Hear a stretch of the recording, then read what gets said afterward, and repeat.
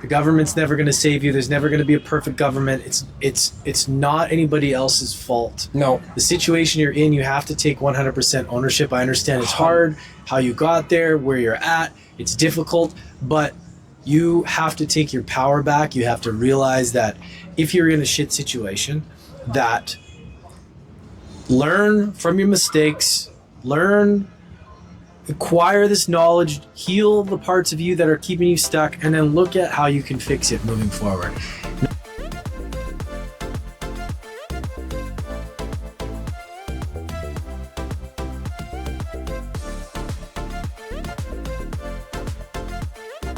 I'll let you take it away. What is up, everybody? Welcome to a combined podcast episode, University of Adversity, NextDay Nomad with my man Jared.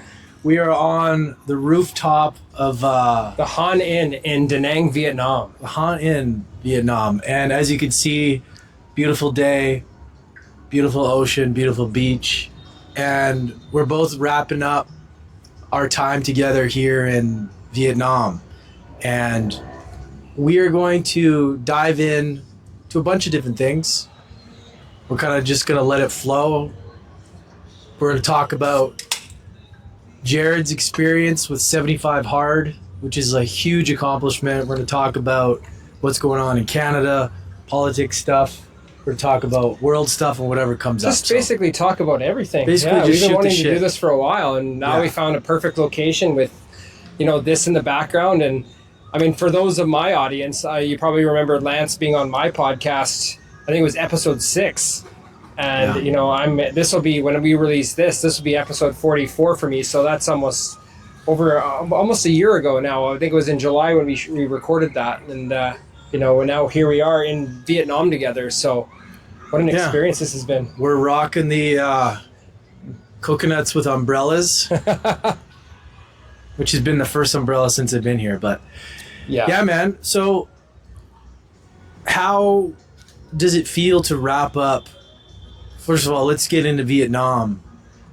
How have you liked it so far? How have you liked Da Nang? Talk to us about your experience so far. Oh, Vietnam has been... I usually don't go to a place with any expectations. When we lived in the Dominican last year, I knew what to expect, but last summer when we traveled Europe, I didn't really have any expectations. I had no expectations coming here. It was like a place that you don't hear a lot of people about. It is becoming a bigger hotspot, but this exceeded anything that, if I could think of the perfect place, it exceeded absolutely everything of that perfect place. Yeah. Because of just the lifestyle here. I mean, look, like, people don't realize that Vietnam is a big time developing country, and they're pouring a lot of money into their tourism, and it's got one of the longest stretch of beaches out there. And it doesn't matter where you go, you're going to have bright blue ocean. It's obviously not Caribbean waters, but I mean, for what you're going to get, like this city reminds me of Miami meets Honolulu meets, I mean, you've been to the Gold Coast. I haven't, but a lot of people say that it does resemble that same kind of vibe. And it's very chill. I mean, it's noisy with the traffic, but like, this has been one of the best places I've ever been. And, it's sad that we're leaving tomorrow. I will 100% be back here.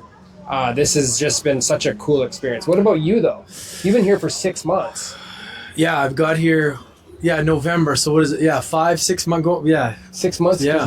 You're on your second visa. Yeah. Which is 3 months. Yeah. So it's great. I mean, I got here in November. It was kind of towards the end of the season. It was kind of, the weather was hot, it was warm, and then it went right into winter. So I got to see the different changes of the seasons. And then you arrived in January. So I think we've kind of got to go through the flow of the seasons. But the beach is a pretty special place here. I've lived on the Gold Coast, I've lived in Miami, I've lived on a bunch of those, white sandy beaches.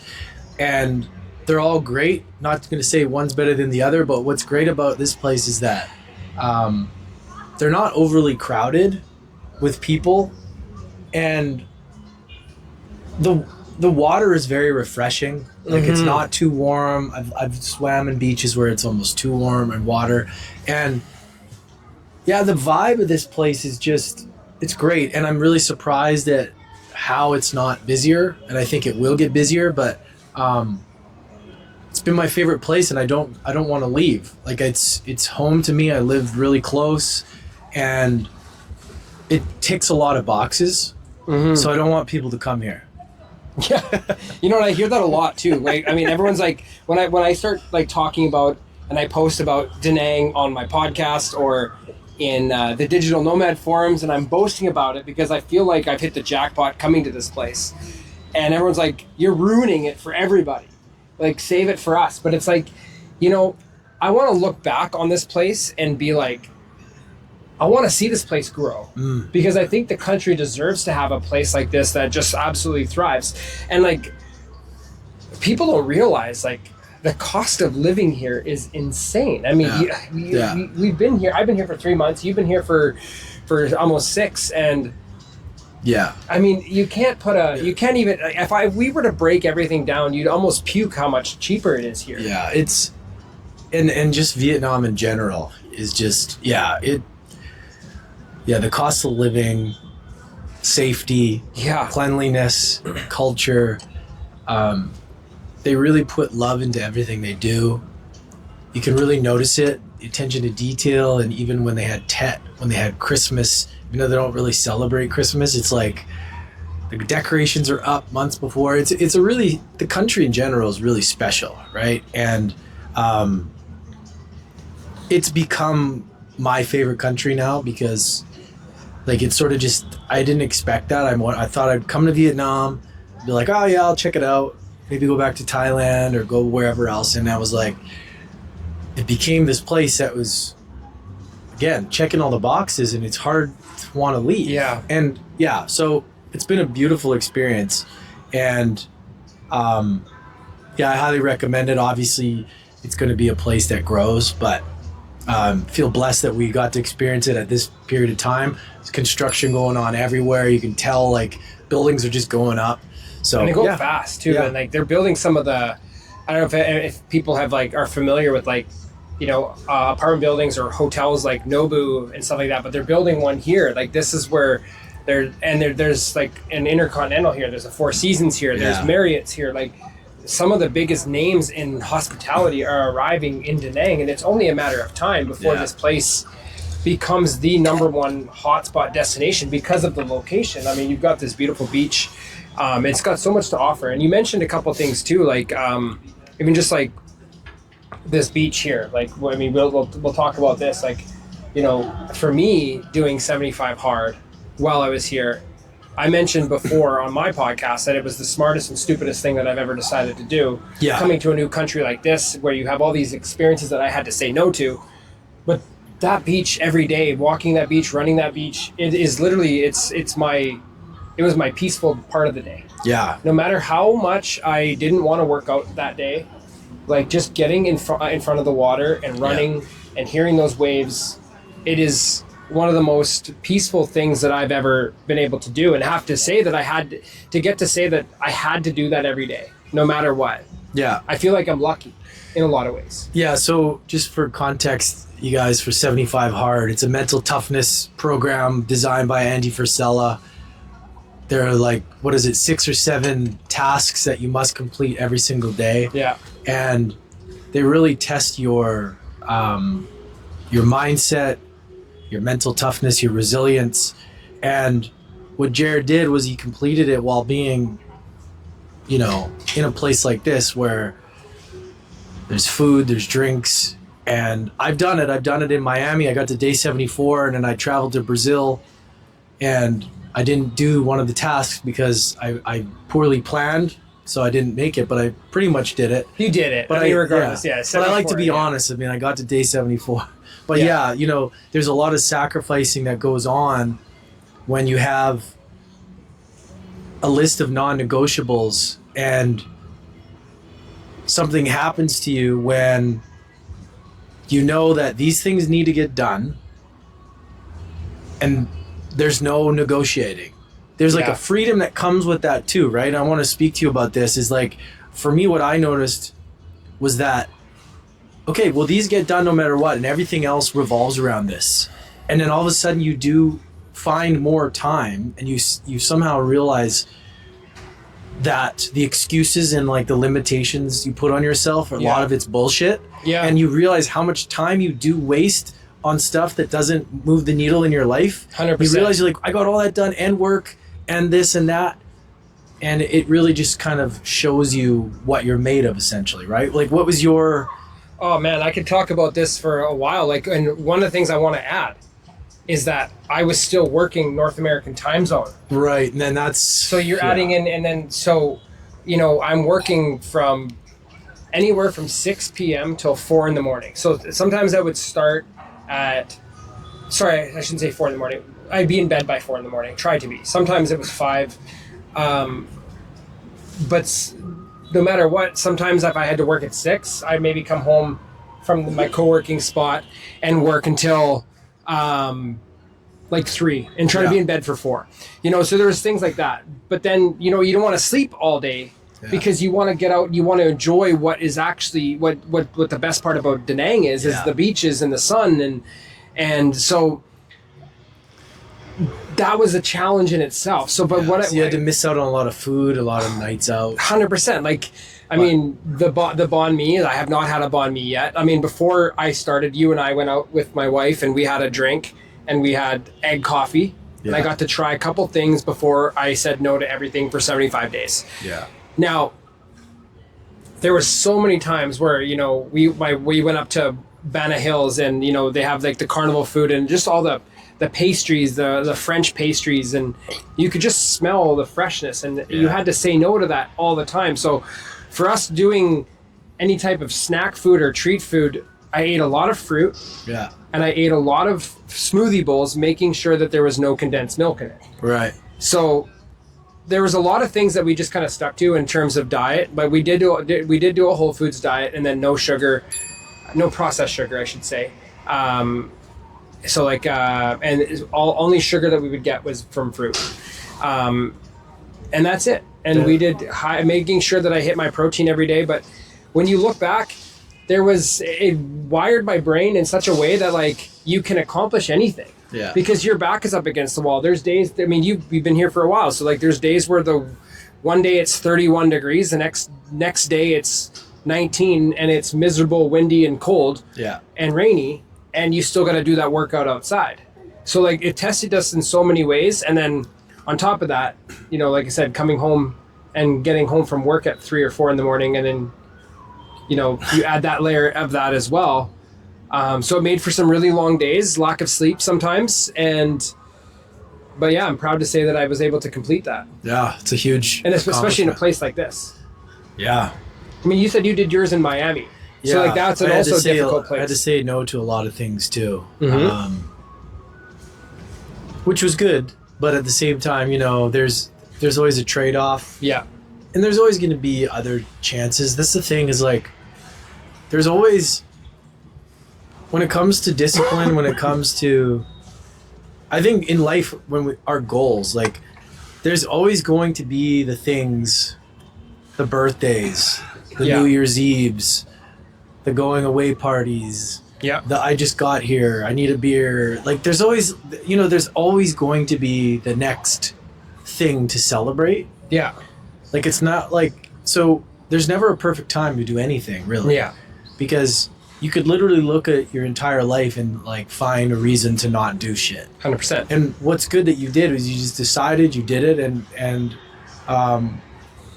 I think just in general, with discipline, like you have to say no to things, you know, and but there's always going to be another chance to go and eat the food, drink the thing, whatever, you know. And it's at the end of the day, it's like, it's if you have the drink, it's like, what are you really missing out? Yeah. Is one thing that I really realized. It's like, you're not missing out anything. And like, I did Europe for 8 weeks this summer with not one sip of booze. Yeah, and it's like I was in Malta, which has great wine right off the coast of Italy. I was in England, so they have obviously great cider, great like pub atmosphere. And then obviously Ireland. Like when I went to the Guinness factory, it had a non-alcoholic Guinness. Like, I mean, I still got to do the thing, but like... That's wild, man. You know, like, so, but I challenged myself. It was one of those things, and I didn't even know that I was going to do 75 hard, you know, a few months later. But like, deep down, I think that prepared me so much. But even when I was working in the bar scene back in Vancouver, like there was a year that I did a full year with no booze. Just like I was always the guy, the responsible one to show up, making sure all the other, guys were having a good time, that were kind of in line getting stuff done. Yeah. And, you know, I was that guy that just kind of, and I still had a great time. It was my social life at the time, but you know, there's a time and place. And I think it's always good to take a step back, because I think that's when you see the personal growth and the professional 100%. Development in that. 100%, man. I mean, alcohol doesn't do anything. It doesn't do good for anybody. Right? I mean, it's fun in the short term, but you sacrifice so much more after.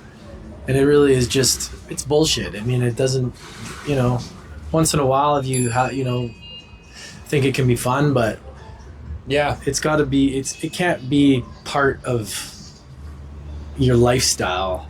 Yeah. I mean, because I mean, I think being able to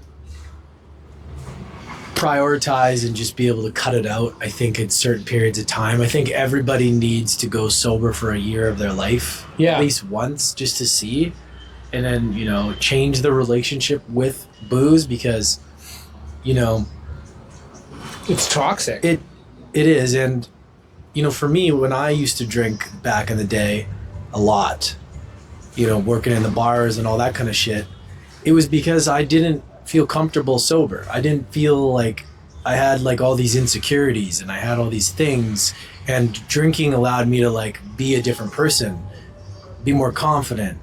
And I was like, it's really interesting, because I think a lot of people with alcohol, it like creates this new personality, and then you realize, you're like, wait a second, this isn't even me. And when you like go without it, you almost have to rebuild yourself again. 100%. Like, what does it look like to not have a drink when you socialize? Like, that's weird for some people, which is crazy, right? Like, not drinking to socialize, like I gotta have a drink to like talk to somebody. Yeah. It's fucking nuts, man.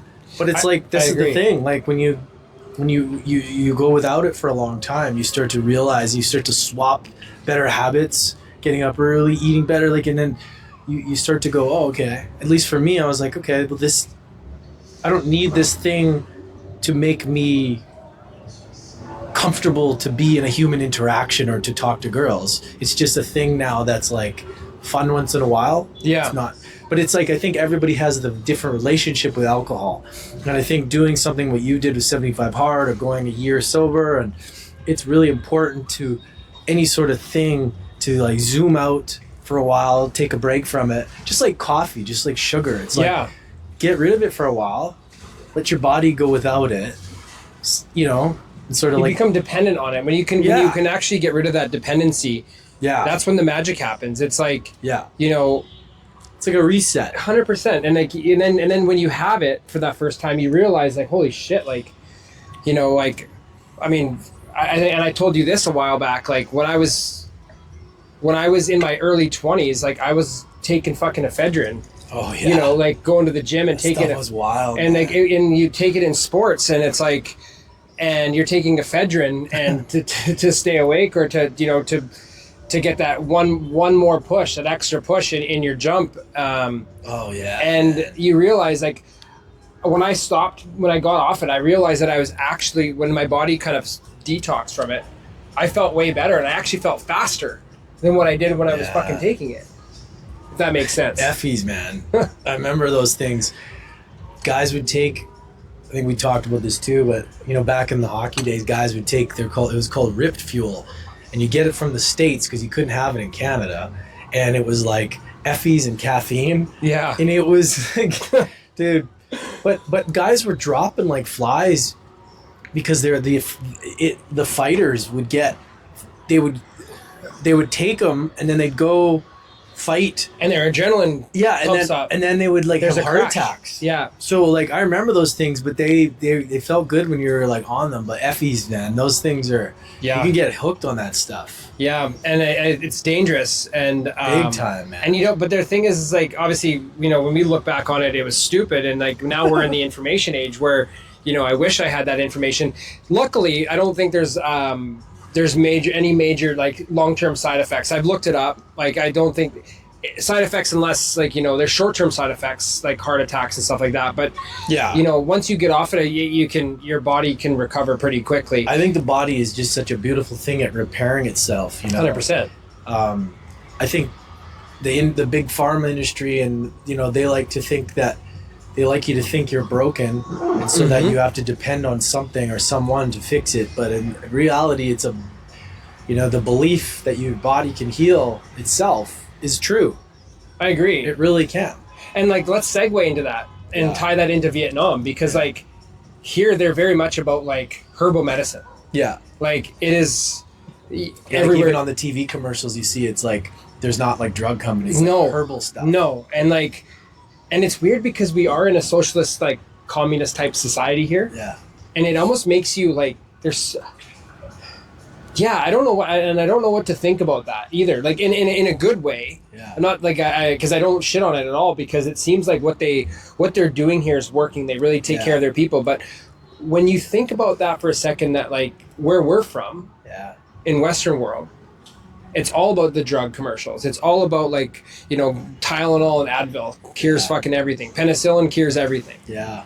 But here, you don't see any of that stuff. You can get it, obviously. You go to a pharmacy, but they recommend a lot of the natural herbal medicines here, which is almost like crazy to think about. And I'd probably see why you see so many, people. And to top that off, they drink Red Bull and smoke cigarettes like it's going out of style.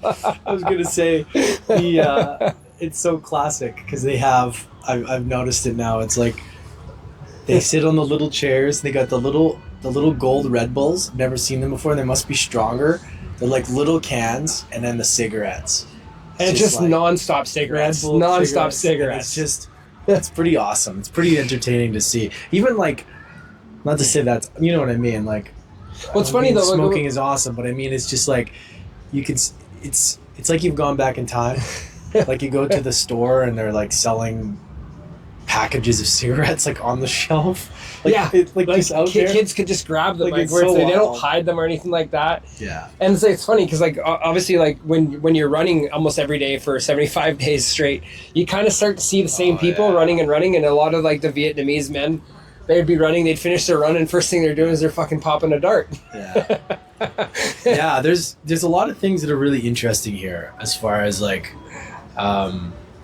just the way things are done. And it just, all this is done has made me really question about Canada in general. And I mean, we'll talk about Canada right now. I mean, it's, when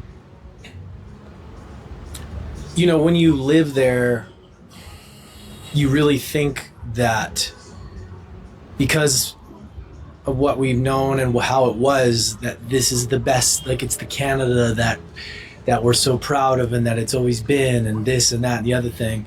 But the reality is like it's not. And it's not what it used to be. It's still a great country, but we're in trouble right now. And you don't see that. And you don't really understand that until you go out and you see other countries and you realize that it's not. It needs help. It's still. I'm not going to shit on the country. I think it's a good country. I just think poor management, poor leadership for too long has caused 10 years of someone destroying incompetent people. Yeah. Right. Identity politics. Drama teacher. Poor spending, like overspending on numerous things that like don't make sense. We have Canada has the most resources out of any country in the world, and yet we're out of the G7 or G whatever, the G8. We had the lowest growth in 10 years, 1%. Yeah, that's like you inheriting $1 million or $100 million, and you growing that over 10 years by 1% and getting making yourself $1 million and calling yourself a self-made millionaire. Yeah. Like, you know, Canada should be in such a bigger spot, and we're not, because we have some of the largest gold deposits. We have some of the best quality lumber. We have some of the best oil, cleanest oil in the world. Yeah. And yet we do nothing about it. Yeah. And it is an absolute shame. We also, if you want to even talk about solar energy, like for all those green nuts out there, you know, we have some of the perfect temperatures for solar and wind, yet we still don't do anything with that either. So, like, what is Canada doing? Canada has zero identity right now. Like, we have no identity. We've gone from being a prosperous country to a country of nothing. Like, we're nothing. Like, we have nothing to offer anybody right now. Yeah, and which is too bad, because what happens is that a lot of people that live in BC, I know a lot of people, Vancouver Island, they're in like a fantasy world. Big time. Their mind, the way they look at life, and people that I've worked with over the years and I've heard and I see on social media, it's like they're in this like cloud and they don't understand what is actually going on in the country, because like people they almost like they don't want to know. Mm-hmm. And they want to attach to the way things were, and like they don't want to really like look and see like what is actually happening. Because all they see in Vancouver is that it's getting expensive, but they don't understand like that what's happening shouldn't be happening. We need to question all the things that have been happening the last 5-10 years, and it's unaffordable for anybody, right? It's becoming unsafe. It's becoming it's becoming flooded with immigrants, and it's not even a place that's like a desired place to want to go now. And like, I'm talking like the rest of Canada. I mean, Vancouver and Victoria, yeah, it's beautiful, and Vancouver Island, it's all beautiful, but that's not the whole. It's not just about how beautiful it is. Yeah. Like, that's what people get lost in, though. They get lost in this like BC, oh yeah, Canada's amazing, but yeah, if you live there and you come from a lot of money or something, or well, that's what I think Vancouver's become. Vancouver has become a playground for rich expats. It's where rich people, very wealthy people from all countries, like say Brazil, China, India, you name it, Mexico, no matter. But that's where they send their kids to go to school, to get away from the crime and everything here. But and that's just inflated the cost of living like crazy. And then because of our climate in Vancouver, that's where the drug addicts can survive our harsh winters. They can't survive in 75% of the country in the wintertime. Yeah. So they all fled to Vancouver and Victoria and Vancouver Island and other places around the Lower Mainland. And that's where they flock. And that's why it's created such a problem. But it doesn't help to have a socialist government, in Vancouver that just wants to, instead of doing anything about the problem, we're just giving them free shit, free drugs. And it's creating... Like, if you look at Vancouver from the exterior, it's almost like you're looking at somebody who's on the exterior, they're all fine and dandy. But when you actually look at somebody, they're like almost suicidal. Yeah. And that's what Vancouver is like. Well, and a lot of these people, their argument is always just about like, some people are like, oh, it's compassion for people and stuff. And it's like, no, but it's like, logic has been gone. Like, people have lost their minds about things, and you've seen it. And but it's like, people think that if anybody questions it or starts to ask questions, then all of a sudden it's I walk right in front of the right in front of our video. That if anybody questions it, that it's I don't even know where we're at on that. Let's have to edit that part. We can edit that out. But it turns into like, if you question anything, then you're a bad person, or that it's always a Trump supporter, or it's always this, or it's that. And it's like, well, no. The reality is, you have to look at the current situation, and if it doesn't make sense, it doesn't make you a bad person. Yeah. It's like... there's right? The certain side of politics has done an absolutely phenomenal job and I want to say I would give them an A+ on this. Yeah. In the worst way possible. Yeah. That if you speak out against them, that they have created the whole, you're a racist, misogynist, you're a white supremacist. Yeah. White privilege. Yeah. Toxic masculinity. And I know those people too. And it's crazy. They've done such a phenomenal job at normalizing that if you speak out against what is right. Yeah. And I'm going to go out on a whim here, and I'm going to say something that is going to piss a lot of people off. But if you look at what the UK has gone through, I hate to say it, but they're so far gone in their government with how I've said this a lot on my podcast. I'm all for immigration. Let's bring in the best and the brightest of people all over the world. Yeah. We're travelers. We like to travel. We can come to an economy and contribute. But when we're bringing in people that don't contribute and they just take and they're using subsidized income and stuff like that, and they're coming to, and we're at our tax dollars, that is wrong. I know. And then culturally, you and I have kind of implemented ourselves into the Vietnamese culture a bit. We respect the laws. We don't try to push our identities and our agendas here. Yeah. We respect everything, 100%. But we invite people over into our country and they don't respect our way of life. And I would say that a country like the UK is very, very, very close to 100% losing its identity and to a point of no return. Yeah. And I think... And Canada's following pretty damn close. Because... what do people even follow? This is the problem with Canada. It's just about people pleasing everybody. We don't even have an identity to follow. Yeah.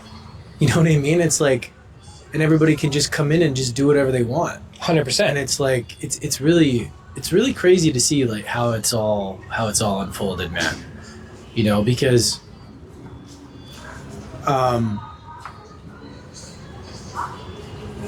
it wasn't always like this. And of course it's still a great place, but it won't be if people don't have a look at where we're at right now. You can't bury your head in the sand. 100%. I don't like to get too much into it. A lot of people get into the political stuff. Yeah. I'm not educated enough about it, but Fair I enough. just look at the reality of the numbers of the people I trust. Just like I would look for information with health for people I trust, about other things, about people that know more shit than I do. I mean, I know you know a lot more of this stuff than I do, but a lot of it's opinion too. But for me, it's look at the numbers. But people are in denial of the problem. Is these people are in a denial, and they would rather be in denial for the sake of being a virtuous, nice person. Yeah, and it's not about that. And these people that it's compassion. Canceling, or Pierre Poilievre wants to cancel woke culture, so he's not compassionate. No, that's not what that is. Woke is an ideology that's twisted and not rooted in truth or logic. No, it's rooted in gaslighting. Mm-hmm. It's rooted in made-up stories and trying to question people's intelligence about things, and then using that against them as being, using. It's mass manipulation. Yeah, and taking what they want, and then anything that's said about that, you're the bad person. It's like the ultimate gaslighting. That's 100%. What they do. And that's going back to what I said. They've done a phenomenal job at creating masterclass. Legitimately one of the it was so well thought out, and they did such an amazing job at it. And they did it for all the wrong reasons. Yeah. And I almost think we almost want to think how far back can you go to think about how they've implemented this? Yeah, and I think this is where we're at, is looking at our whole fabric of society. So many things that we've been taught are true.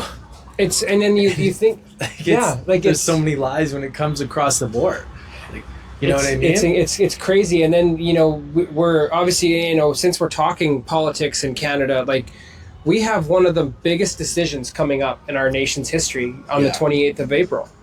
Before this podcast gets out there, like, it is one of this could be the defining moment of our country. And people, I know our country is 100% divided, almost right down the middle. That you think. I mean, we don't know, because statistics nowadays don't mean anything, and they're fabricated to push an agenda. And if you don't think that's true, then I think you're crazy. If you think that, I think we have. A lot of people say it's the lesser of two evils. I disagree with that. I think we have a guy that's running who is hiding everything that he stands by and is doing the exact opposite in behind closed doors. Yeah. But yeah, exactly.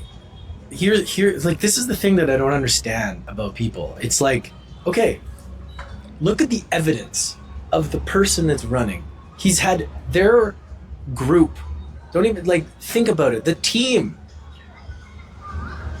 that has been there for 10 years. Mm-hmm. They've had 10 years. That team, let's just say you're on that team. You've had 10 years. To right the ship. You failed in all areas. Yeah. Imagine that happened in sports. What do you think would happen? They would clean house. 100%. Or a company.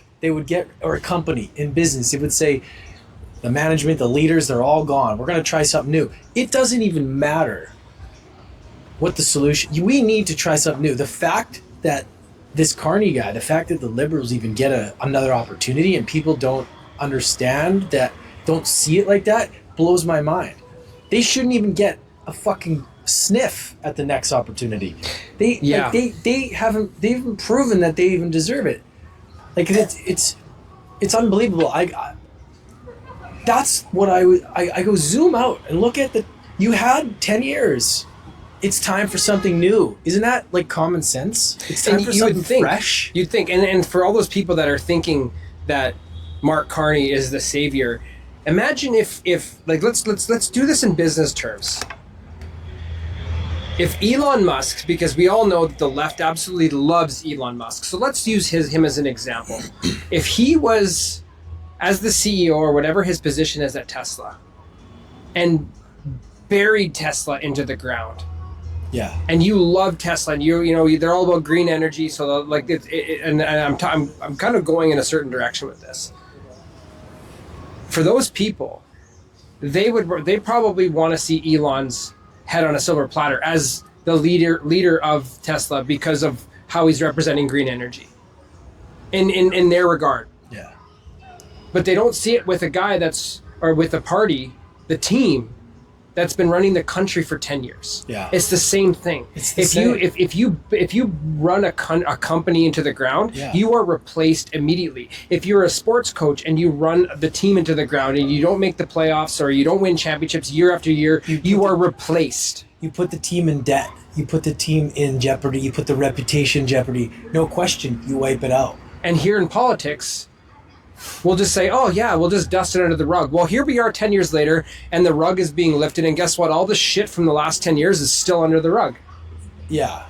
And it ain't going anywhere. We need somebody to actually come in and identify our demons of what we got going on and actually fix the problem. Our problem is housing, our problem is healthcare, and our problem is affordability and resources. Immigration. There are a lot of specific jobs out there, like doctors, lawyers. But I will also go back and say the country, as our country, we do not do a good job at taking those people and bringing them into the professional fields that we need. We need doctors, we need lawyers, we need nurses.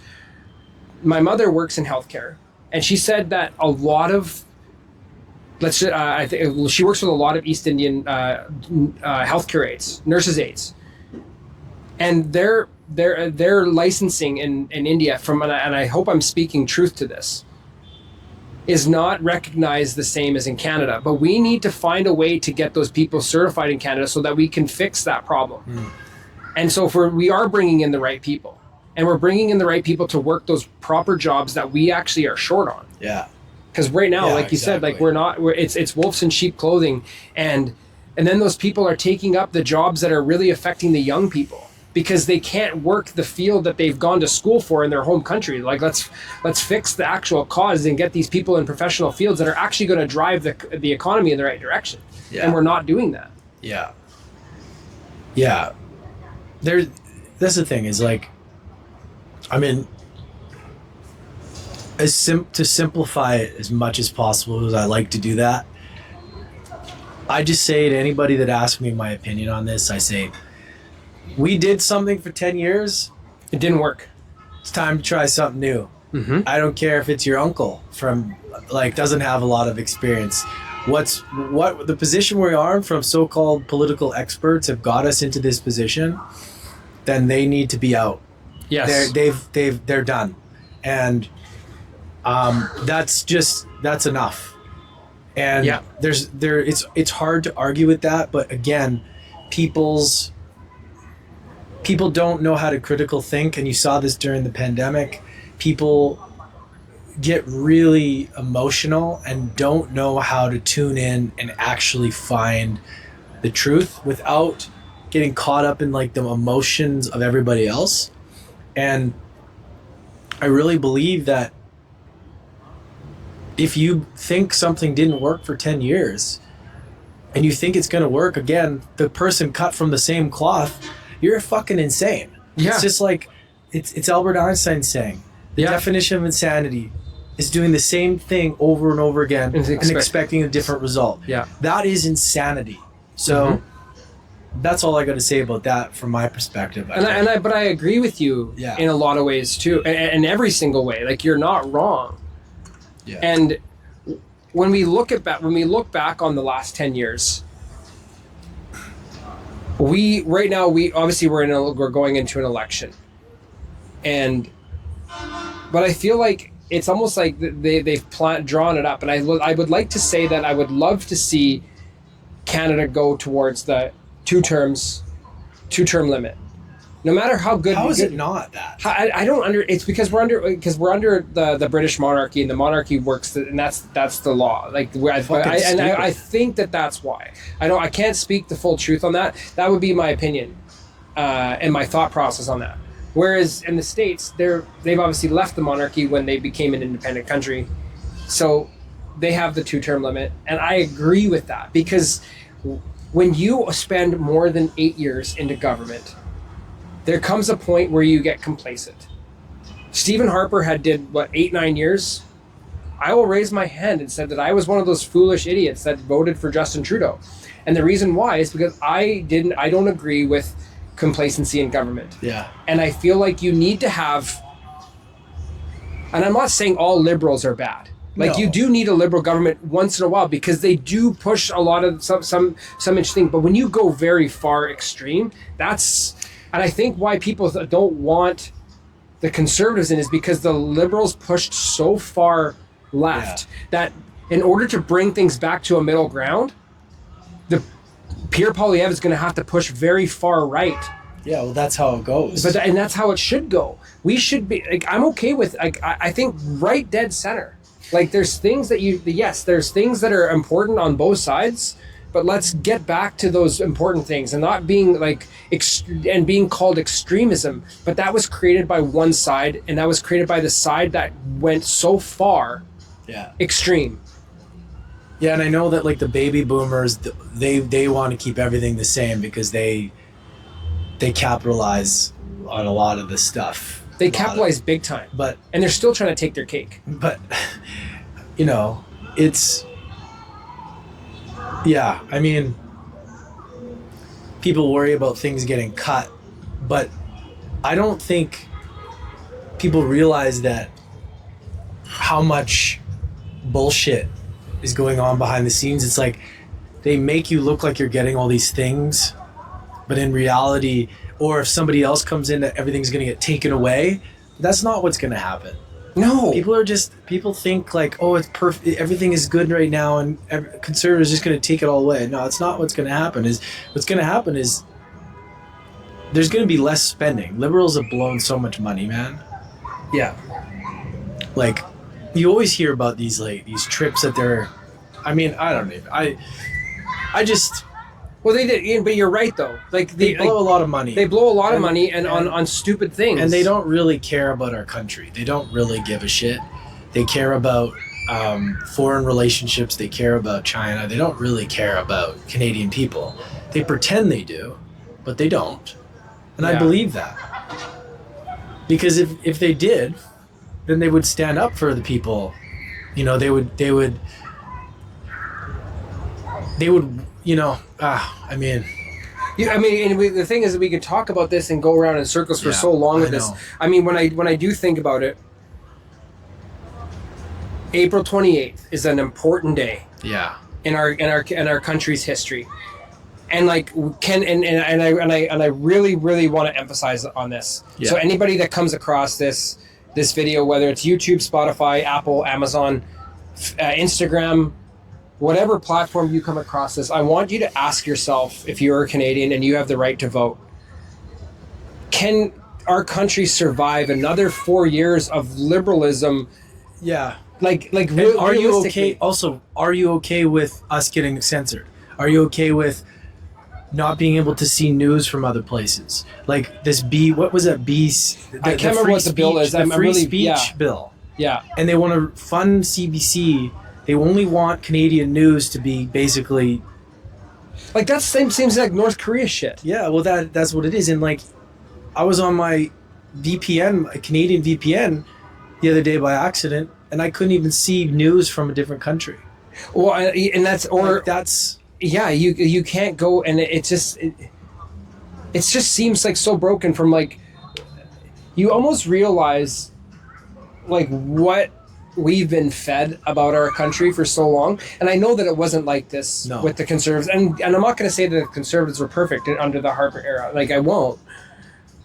But I can definitely say that like there was a lot more free speech, there was a lot more freedom, and like for Canada being supposedly the freest country in the world, is it free for people that are living here, or is it free for people to come here and bring their ideologies to our country? And like who is it free for? Like let's get real with what free means. Yeah. And I mean, you've traveled to a lot of places. I've traveled to a decent amount of places, and I can definitely say that like I don't think we're a free country. Yeah. I don't think that exists with us right now. I mean, I feel like we're a free country under certain terms. Yeah. For rules for us, but not for them. Yeah. If that makes sense. Yeah. And I think COVID actually explained that to us a lot. Yeah. You know, and that's why I think it's important. Just it's time to just make that change. Put your feelings aside. It's time for a change, and that's okay.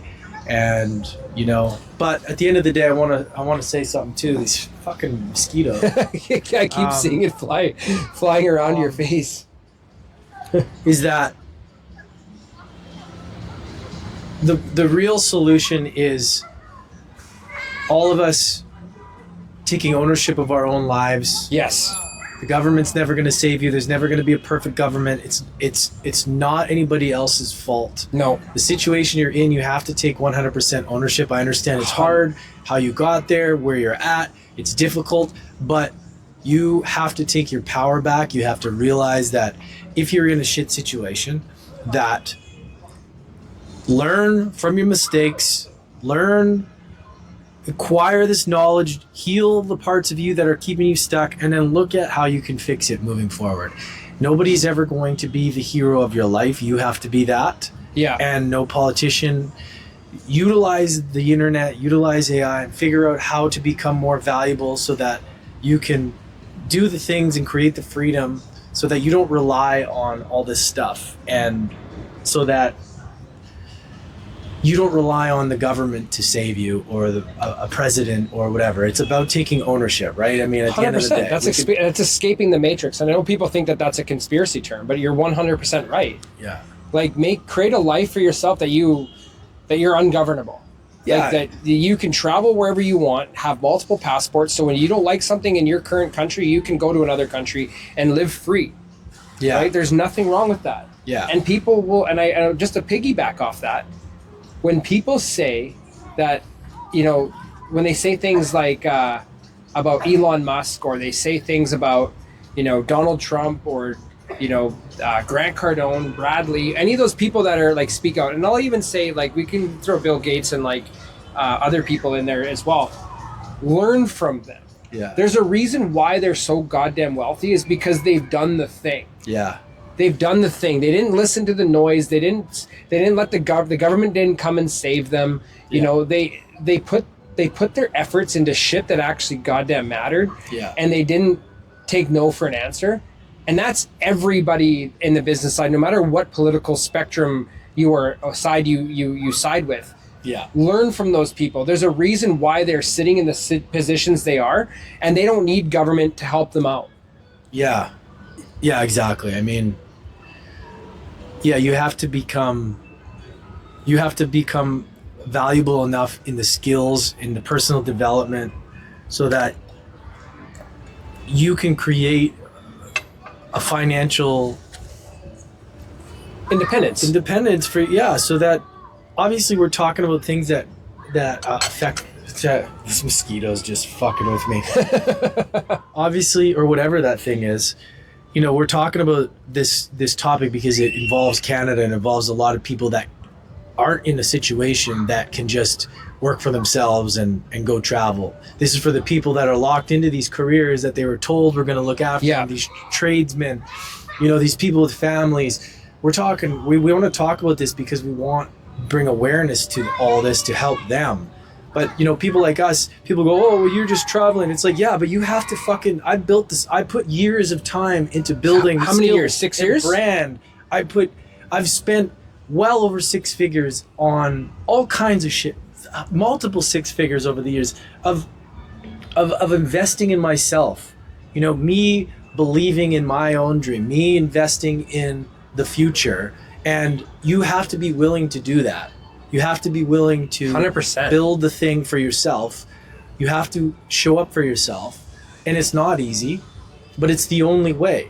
And if you aren't willing to do that and you're just willing to make excuses, well then that's your own problem. If you're stuck in a situation where life has been hard, you got to do the fucking work on yourself. You got to do the healing work. You got to do the meditation. You got to go to the plant medicine ceremonies, whatever it is you need to do. But you need to fucking figure out how to become a person that has wholeness and a person that is developing and is becoming empowered and is becoming their own superhero of their own movie. Because if you get caught as a victim and you want to relive the victim story, you're just going to keep on perpetuating that in your life and everybody around you. So I just want to say that today because I think a lot of people can say, oh, it's easy for you traveling around. It's like, yeah, but there's work that has to be put in, right? Like there's 100%. There's a commitment. There's a lot of saying no to things. And there's a lot of a lot of unknowns, a lot of risk taking. You have to be willing to bet on yourself fully, and you have to be willing to lose it all as well. And that's what people aren't willing to do. No, because we've been taught that, and I want to piggyback off this because you said some really, really interesting things, and I 100% agree with everything that you said.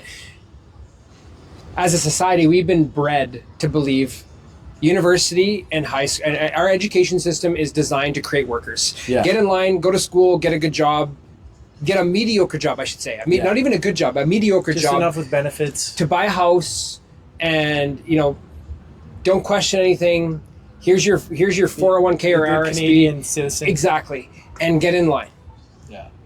But there's something that I heard on a podcast a while ago that actually made so much sense to me. Why is it that most billionaires in the world never went to university, or they never finished university, or they're high school dropouts? Yeah. Because they went against the grain. Yeah. They went against which taught them to think outside the box. And it makes sense. Yeah. And you got to do the thing. You got to do, and it does, maybe you don't have to go and do the plant medicine. I never did plant medicine, but in general, just figuring out what you need to do. Yeah, what's to heal in here, parts of you, and it starts with even just some simple keeps journaling. You stuck. Yeah. Just in general, it's about being curious to know that if you feel called to things, I'm not recommending everything's for everybody, but what I'm saying is that we all have had hard shit in our lives. 100%. And it takes a warrior, it takes a real leader to face off against yourself, your demons, and to come out the other side. Yeah. And what happens is when you face them, you process them, you transmute them into power. And whatever that looks like for you, whether it's, going to seminars, or whether it's in the Amazon jungle, or whether it's breath work, or whether it's meditation, that's up to you. That's your unique journey of life. 100%. And but you have to be willing to face yourself and to do and to understand that it will hurt. Part of you has to die. Part of you has to be integrated into the new you. There's a lot that happens. And a lot of people would rather stay stuck in the story of the victim because it gives you a sense of belonging. It's also your brain releases chemicals every time you relive the victim story because you're used to it, you get addicted to it, and that may give you sympathy for a while. People go, oh, but it's like, that's great, it's great to talk about it, but it's like, what are you doing with it? How are you turning this into something that can really turn it into wisdom? Yeah. And because that's what Dr. Joe Dispenza talks about. It's about trauma, pain, all of that without an emotional charge is wisdom.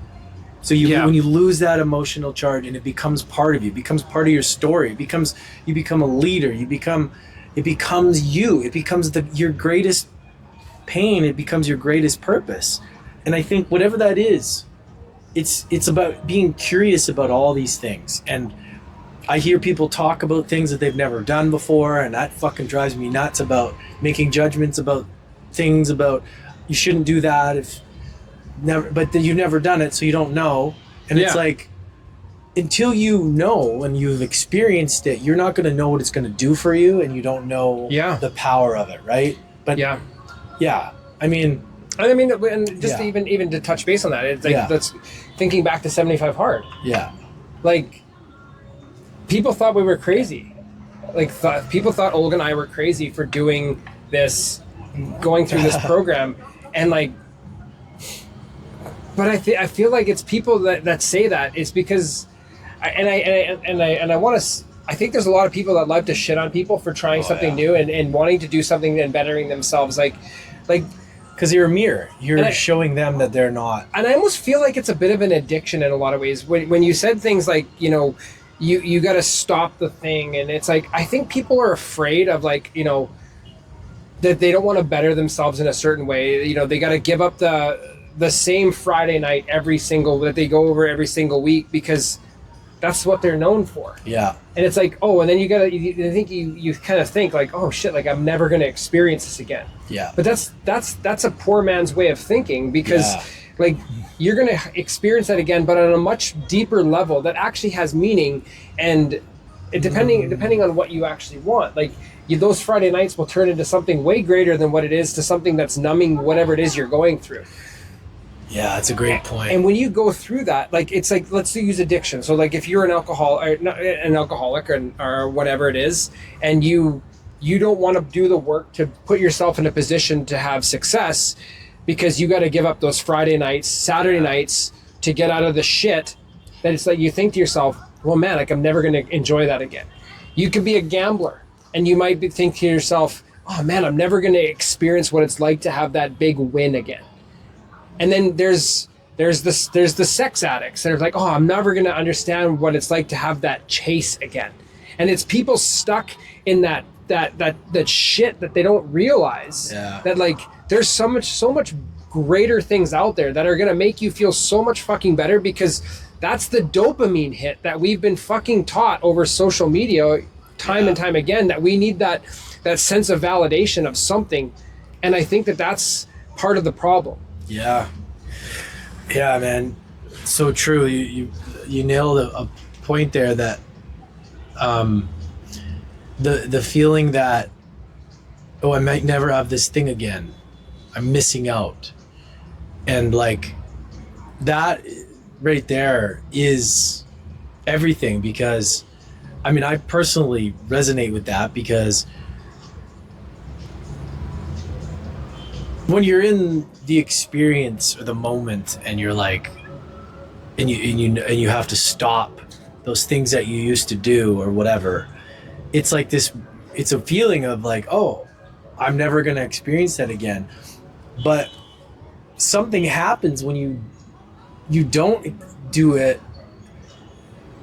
It slowly fades, and you start to experience more of like the things that actually, like, that's where the healing begins. Yeah, it's not like this temporary low vibe instant gratification thing. This is what addiction is so interesting, because it's like the longer you go without the thing, the less you want the thing. But it's like that initial like, oh, am I never gonna have that thing again? Yeah. And it's tough, because there's secondary gain to every addiction and everything. So what I mean by that is there's always, I'll use an example. For me, it was the bar industry. It was like there was a lot of alcohol, there was a lot of positives, right? But it also was like life sucking. Yeah. But there's always these like secondary gains that keep you safe in the moment, make you feel safe. Like not all addictions are doing bad things to you. You actually, there's a reason you keep doing it. Yeah. Because it's like your part of you is trying to stay safe, and that thing is keeping that there. Yeah. And it's like, it's interesting to look at it like that, because when you want to give up something like big, there's multiple things going on behind the scenes. Well, and it's that like, become I agree. tough. Yeah. Yeah. And I agree with that. And in the bar, and I'll resonate with the bar industry too. Like, you know, at the end of my bartending, up until the pandemic, but even leading up until the pandemic, like I was making ridiculous money. Yeah. And I was obviously in the film industry at the same time, but like I was making more money as a bartender. But like in my mind, I was like, am I ever going to make this type of money like anywhere else? And it's like you get addicted to what that is doing for you, but it's so toxic. But then you realize like there's way more to life, and you get yourself out of that situation. And if you're willing to do the work and put yourself in a position to have success outside of that, or in other aspects, like getting out of the actual addiction, whether it's like, you know, the alcohol, whatever, gambling, drugs, whatever it is people are going through, life is just so much better, because you get the serotonin and the dopamine from things that actually matter. Like I didn't realize, before I met my wife, like I didn't know I wanted to, I always told myself I wasn't going to get married, but I think that was the broken part of me until I met her and realized, damn, like I don't need the validation from anything else anymore. Yeah. And it makes you realize those simple things that actually really, really, really matter. But I think that when you find what it is, another anchor to actually hold on to, that's something that's valuable and that's not kind of like a mask of trauma. Mm-hmm. And not that I ever masked any trauma or anything like that. I think I was just chasing. I was in a situation where I wasn't ready for it. But I feel like when people are masking trauma, that's their anchor. They're holding on to something. They're holding on to that last thread. But if they can actually muster up the courage and throw the anchor out, like further into the ocean, they're going to latch onto something way deeper and way more stronger, I guess you could say, that's actually going to give them a more meaning in life. For sure. Yeah, I mean, trauma is the root of addiction, man. Gabor Mate talks about that. And that's the thing, is like a lot of people that we see, whether people want to admit it, people have wounds, man. And they're overcompensating with things. And you see it as entrepreneurs. You have people that don't feel enough. You have people that didn't get validation from family. Mm-hmm. You have people that are trying to prove themselves, and business is the vehicle. Yeah. And hustle is the vehicle, because they may have not got that. I'm not saying that's a bad thing, but we're all just chasing that thing, that wound, whatever wounds you had as a child, man. Like, there's ways of compensating, whether it's through sex, whether it's through booze, whether it's through work, whether it's through gambling. And that's just the human experience. It's not bad. It's true. It's like, and this is part of why I do the work that I do too. It's like, it's okay to want to go after all the things, but from what place are you doing it from? Are you doing it from an ego? I'm doing this because I need to feel good about myself so I can prove to some fucking idiot that I'm successful, and it doesn't mean shit. Yeah. And the next thing I get is just going to keep, like, I get more followers and more cars, more this, and it's like I'm empty. Or are you doing this because you actually come from a whole place, from the heart? Like you have a mission, you have a fucking massive mission that you need to fulfill, and the byproduct of that is getting lots of stuff. There's a difference. There's a big difference. And when you do the healing work and you heal these wounds, these little fucking little boy and little girl wounds that we all have, we're all human, and you can look yourself in the mirror and say, okay, this is probably fueling this. You'll look at it from a different lens. It's not going to take away your drive, but you're going to give less fucks about certain things that you do and more about other things, you know? And also on top of that too, you'll realize that no one gives a flying fuck about you. Nobody cares, man. No one gives a shit about you. People generally want to see you win, you know? Like people are too consumed about their own shit. Yeah. You know, people are worried about how they look and how they feel, like what, you know, it's like we become so self-absorbed with shit that at the end of the day, nobody cares. And if they do care, it's because they're looking at themselves in the mirror through you. Yeah, and they see what you're doing as a reflection of what they're not doing. Exactly. Or there's like there's triggers. Everybody gets triggered, but triggers are a good opportunity for us to learn about ourselves. 100%. You know, like asking, like, why does that fucking dude trigger me? And it's like, well, maybe I'm not showing up where I could fully. 100%. Maybe he's got more courage, and my higher self is like, hey, let's fucking go. Yeah. You know, you're playing small. So it's not necessarily bad, but a lot of people, you know, you're a mirror to, everybody's a mirror to everybody. 100%. And if somebody, and that can work in ways too, you watch somebody like, I'm inspired by that person, or that person triggers me. I always try and like get curious about the triggers, man, because it's like, why is this person trigger me? What the fuck? Yeah, and I look at it too, like when somebody else is doing something great, I look at that and be like, what are they doing that makes them great? Yeah. And you can turn it around. Like if you're getting triggered over somebody that's successful, or, you know, like, oh my God, like, what is this guy? Who's this fucking guy I think he is? Yeah. You know, I used to think when I was in Vancouver, you know, you'd see the influencers, you know, doing the thing. But I think I would kind of like, you know, huff at it, be like, kind of laugh, like, who the fuck is this guy think he is? Yeah. You know, not realizing that deep down I was thinking like, man, I would fucking love to do that. Yeah. And you almost don't have the courage, and then you muster up the courage to do it, and you're like, damn, like, good on that person for doing that, putting themselves out there, fucking facing rejection, putting their shit out on the web, on video, on whatever, because it takes a lot of courage to do shit like that. And consistency. And when I look back, I was looking at myself in the mirror, and I was thinking to myself, damn, like, why am I not doing that? Yeah. And it was a reflection of my not having the courage to do it. Yeah. And giving excuses all the time. Like, I've got a friend who is doing extremely well in the film industry right now. He's in the season 2 of The Last of Us. And I used to get jealous a little bit about how good he was. But it's because I wasn't working as hard as him. Yeah. I was working hard, but this guy was fucking obsessed. Yeah. And he still is. And there's a reason why he's in the situation that he is, and I'm fucking proud of him for going at it. Like, we started our acting classes together in Vancouver in 2016. September of 2016. So 9 years ago. And it's taken him, they say 10 years, almost 10,000 hours to become an expert, while he's right there. Yeah. And you got to put in the fucking work. And the problem is with people is they look at something and they're like, oh, fuck, that's hard. I don't want to do that. I don't want to put myself through that. Well, if you don't want to do that, then don't shit on people and don't complain when someone else has more than you, because they fucking worked their ass off to get more than you. Yeah. Yeah. And 100%. And there's another thing that I see that grinds my gears about social media thing is like these people that get, and I mean, this obviously bothers me for a reason, probably because I hate something about it. It just drives me nuts is these people who make their living or they build their following by trying to bring other people down.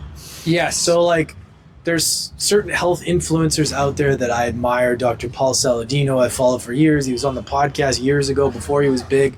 There's all these people that are like, you know, there's the Gary Breckers, there's all these people. And then you see these fucking losers online that go and they try and debunk the videos. Like their whole shtick is debunking and trying to like talk shit about people. Mm-hmm. And it's like, man, the people that you're trying to talk shit about are making impact in people's lives. Yeah, like in a positive, they're in not, a very positive way. You're not going to please everybody. You can talk about calories in, calories out, keto, this and that. All of this stuff works for people. So, you know, and then you got the randomized controlled studies guys that need everything black and white. There's so much nuance in health, and I think if you're helping somebody get better in life, good. Why those people don't have time to talk shit about other people when they're winning, you know?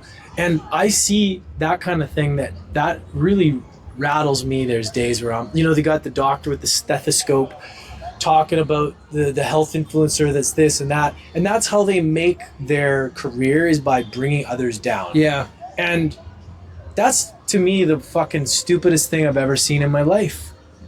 You know what I mean? Yeah. And but that's the kind of thing, it's like, that's how people, the reason I bring this up is because a lot of people are upset that they're not as big as maybe they could be, and maybe they're smarter, or they went to med school and nobody fucking cares, or they're not as big or as popular. So what they do is they try and take somebody that is and associate and try and talk shit about them to bring attention to them.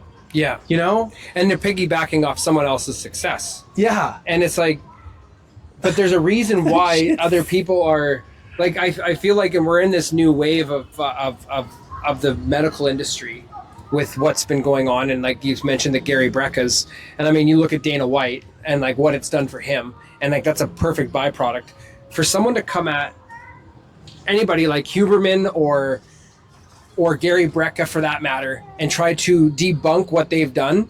Their proof is in the pudding, and they're not paid by big pharma. They're guys that are passionate about impacting people's lives in a positive way. Yeah. And at the end of the day, it doesn't matter about the philosophy. It's does this person get the other person to take action and get a result? That's what matters, because it's all out there. It's all recycled information. But there's something about these people that other people watch them, they get inspired, and they're like, oh, I'm going to follow that because I like this person, and I'm going to trust their information. I'm going to stay consistent, and I get a result. That's what happens.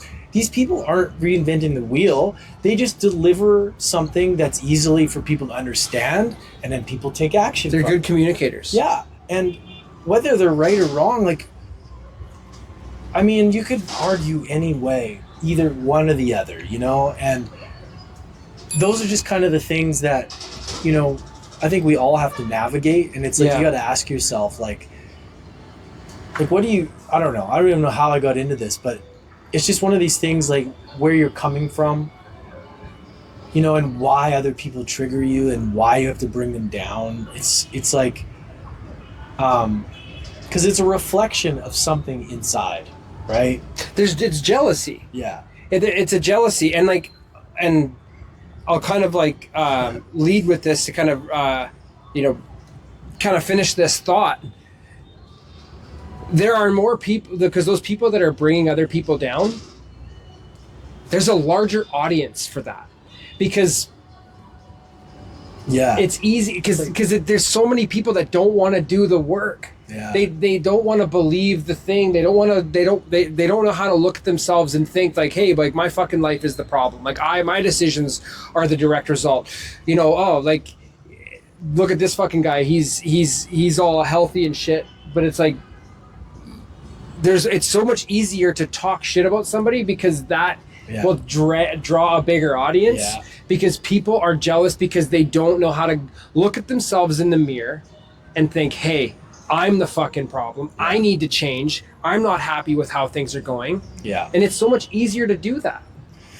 Yeah, totally, man. I'm going to just, you want to see I just want to see the camera. And then just want to probably stop.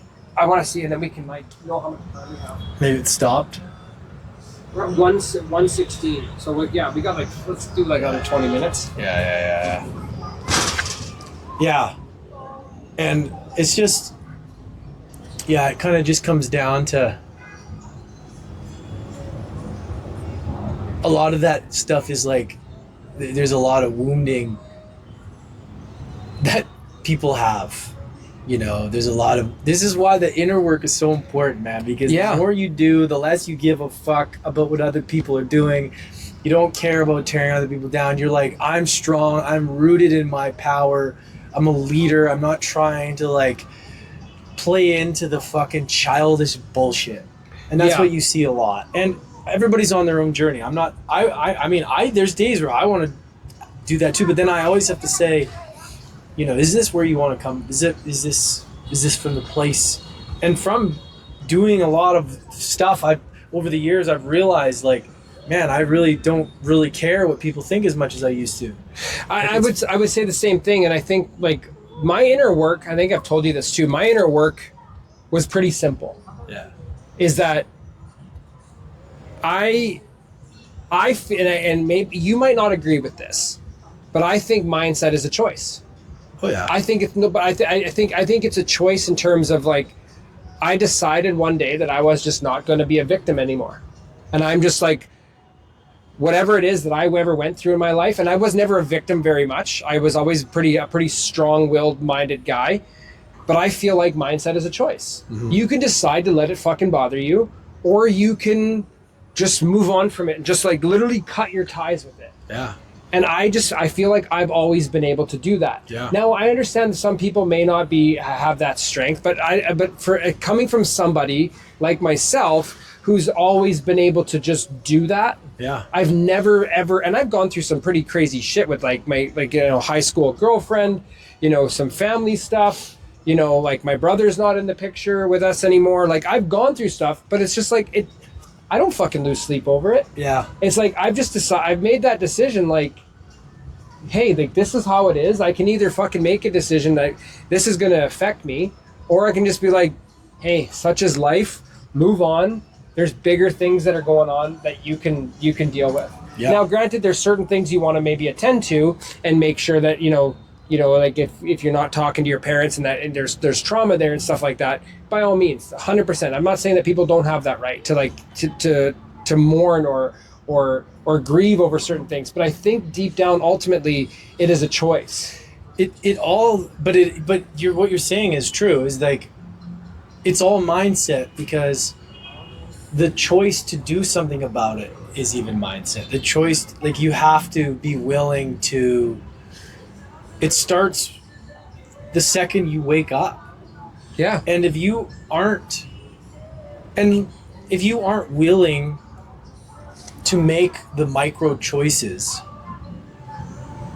that are going to make you better,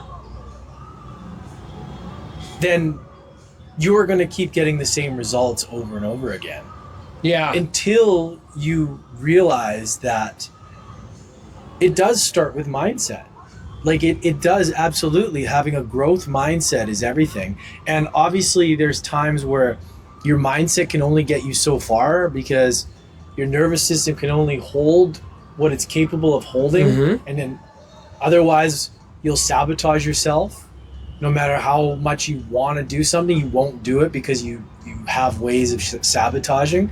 But even that, as you do more work on yourself, you develop the more discipline, you develop a more rock solid mindset. It all comes down to the choices in each moment right? Yeah. And we all get to choose those things. And sometimes I think it's harder for others because of their past, but you don't have to be a victim of the story anymore. You can choose something new. 100%. Like, you can choose a new story. And that is where even deciding, I'm not going to choose that story anymore. You're a character in the movie of life. And just like being an actor, you are going to have to behave a certain way in a certain movie. You're going to dress up like them every day. You're going to go and you're going to become that character, right? 100%. And then when that movie's over, well, guess what? That character, if you're playing Superman or if you're playing something Batman, they don't come in the Spider-Man movie or whatever. You know, that example. It's like that costume has to be retired. That, you know, that movie you're not running that same movie anymore. So everything that comes into that movie, the behaviors, has to be put aside, and then you start rehearsing a new movie, creating a new character. And that itself is hard because people will get stuck in holding on to the character and the story of what they've done for so long. And so they get stuck in that loop. But it's a choice. I'm going to be a new character now. What do I need to do to be that character? If I got to do the inner work, do I got to change my environment? And then you integrate what you learned from playing that character into the new one. 100%. Right? And it's like the guy who peaked in high school. Yeah. Like he's stuck in high school. Yeah. Yeah, and I just think it is a mindset thing. I think it's about, you have to choose empowerment. You have to choose being a leader in your life. Because if you don't lead yourself, nobody's going to you can't lead anybody. And I'll say this too. I think that this is all part of being told that I think this is masculine energy. Yeah. And this is where, like, society has told us that masculinity is a negative thing. Yeah. And it's toxic masculinity. But when you can actually look at yourself in the mirror and realize, like, I'm fucking acting like a boy. Yeah. And or a girl. Yeah. And, you know, I'm gonna pick myself up and I'm gonna act like a fucking man, or I'm gonna act like a woman. Yeah. It's like, get your ass off the sink and put some fucking clothes on. Yeah. It's also like, get your shit together and go fucking make a difference for yourself. Yeah. It's like, make those decisions and come stronger for yourself. Because at the end of the day, like, one of my friends, you might know him, Derek Skoll. He's a Vancouver guy. He's a social media guy, PR guy. You guys may have crossed paths. He was in the bar scene in Vancouver as well. He came on my podcast, and I always love giving him credit for this because I love it. Write your own fucking obituary. Yeah. Like you were to die tomorrow. Write your eulogy or your obituary, and are you happy with the person you are today? Because if you're not, then you have time to fucking change it. And it's true, because if you are just coasting through life, and you're not even going to say coasting through life, but if you're going through life and acting like a child, a boy, a girl, and you're not actually picking up that energy to be a boss, to be a woman, a man, and just be what you're supposed to be, living your potential, living up to your highest quality of life. Yeah, but in an honest way. Are you doing the things that help you become the best version of yourself? And then make those changes. Yeah. And work backwards. Yeah. Everybody always says work backwards. Yeah. And I think that, like, those are the people that inspire me, man. Like, those people that, like, you listen to that have gone through this shit. Yeah. And I mean, you look at, like, Rich Summers, Brad Lee, all those. Grant Cardone's a big one. I'm pretty sure Tony Robbins as well. They fucking failed so many times, but every time they failed, they grew more and more, and they grew up. Cody Sanchez, throw some females in there. You know, like, it's okay for females to have masculine energy. It's also okay to have, like, a non-masculine energy at times when you need to, and bring yourself back down to life a bit. Yeah. But when you want to grow, it's the masculine energy that fucking grows you to that point where, you know, you can actually say that, fuck, I did it. Like, I got to that place that I needed to get to. Yeah. And I think this is the misconception around masculine and feminine energy in general is that a lot of people misunderstand it. But like, we need a balance of both. And I'll speak for men. Like, we need to be able to be ready to attack when needed, to lead, to stand up and fight. We need to be strong. We need to be able to make decisions. We need to be able to lead and fucking attack when we need to, right? Because that's what men do. That's what we've done. That's what our anti-warrior, or not anti-warrior, our ancient warrior have done. Then, yeah. And I've talked about this as like the warrior archetype, and how I talk about it in my book was like, then there's the feminine, which we need as well. We need to be able to show compassion. We need to be able to slow the fuck down and listen and understand and wait and gather information, intelligence, and be compassionate about certain things. Get still, like really like feel into our intuition, like what is true to me, what is actually like real warrior, developing that real powerful inner guidance, because that is a superpower. And then when you're able to combine that and you're able to operate, you make better decisions when you can be better on the attack. So in business, you can be better at the thing that we need to do, but then also you can slow down when it's needed, because not every season is about go, go, go. Now let's slow down. Let's figure shit out. Let's like take a break. Because that's just as valuable. And it's just important, and you need to process everything that you did when you were go, go, go. And I think this toxic masculinity is such a poor choice of words, because what they're referring to is, that's not masculinity at all. No. That is a wounded boy trying to overcompensate, and anybody that is referred to as that, all of that is a cry for help. It's like a wounded boy that just hasn't healed that part. Yeah. And real masculine energy, man, is a fucking presence. It's like, you don't need to fucking prove anything. Like, you see a real leader, you see they're just like, boom. Like, even in sports, there was leaders. There's Steve Eiserman. There's like leaders. The Michael Jordans. They fucking show up. I'm here, and that's a leader. Yeah. But I mean, in general, I think, but we're not taught this stuff, and I think it's interesting with masculine and feminine, because I think like men, especially now, we need to have a balance of that. And we need to be able to express emotions. Like, we need to be able to be man enough and have courage enough to realize that something is weighing on us at an appropriate time to share. There's an appropriate time to be vulnerable when you're sharing things that's actually going to help the people around you from an empowered way. Yeah, so like, I mean, now here we are. We're going to wrap this up here. And man, I just want to say, like, obviously, like, I met you through Dustin, one of my colleagues, and he's one of your greatest friends, and I couldn't be more grateful to have come to Vietnam and have you here, and like, have you kind of push me to get me to where, get me through, help me with 75 hard, give me that motivation, because I think that it was needed, and I feel like the stars really aligned. And obviously, like, we met for the first time in person in Vietnam. We met on like virtually through my podcast and whatnot.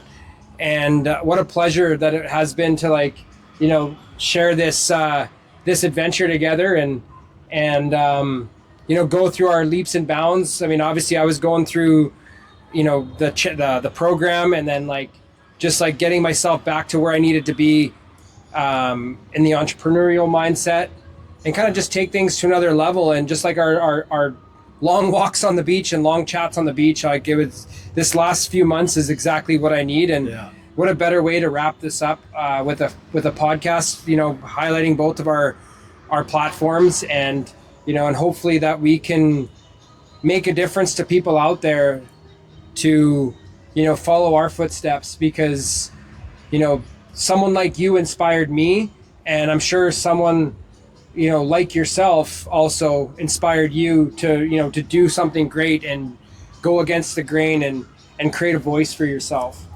I appreciate you, man. I mean, likewise. I mean, I think I've really enjoyed obviously getting to know you and Olga and chatting, and you guys. I don't know what my experience would have been like here without having you guys here. Yeah. And having you and I have been chatting and bouncing ideas off, and just it's important to have like-minded people. Mm-hmm. And I'm proud of you for what you've done. Thank you. Even though I was busting your balls, I'm like, man, you're not gonna do that for that.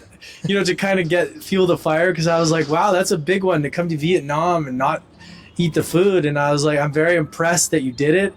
You should be super proud of yourself. Yeah, thank you. And yeah, man, I really appreciate your wisdom and your knowledge and your life experience. And I think we've had a great time just getting to to chat, and now on a podcast, overlooking the water, and couldn't be more perfect. Shooting the shit. Who knows? We might be, as of right now, we might end up in Malaysia together. We'll see. I still haven't booked my flight, and I got to leave in like a day or two. So yeah. But yeah, dude, it's been an absolute pleasure, and yeah, many times to come. So absolutely, and then great. there's going to be so many more of these. Like, I love these are conversations that I think are so important, because I feel like you've had your podcast, you've been podcasting what, 6 years? 6 years, yeah. So it's podcasters like now. You and people that are in our network that have made it acceptable to have a voice and speak out against something that we are being censored about.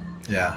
And it gave me the courage and the power to do that and to take that step. And I know you're one of those people that went against it before it was cool. So I think that it's a really, really, really cool thing how things kind of come full circle. And I'm surprised that we never crossed paths in Vancouver for the years that I lived there and the years that you lived there. And thank you, Dusty, for the connection. Yeah, absolutely. I haven't even done a podcast with Dusty yet. Yeah, he's been on mine twice. But yeah, no, I appreciate this, and and for everybody out there listening to my podcast, I'll give it. You could say your thing after here, but thank you so much to everybody for joining us on this journey, and and we're just getting started. Mark my words that we are just getting started. So yeah, absolutely. Thanks, everybody. I haven't been posting much on YouTube. I know we did for the first few years. Gonna get back into it, but excited to get this back up, and I appreciate all of you that have come along for the ride. Everybody from NextDay Nomad, from University of Adversity, or wherever you discover this, appreciate you. Thank you so much. Much love, and God bless. Thank you. Cheers.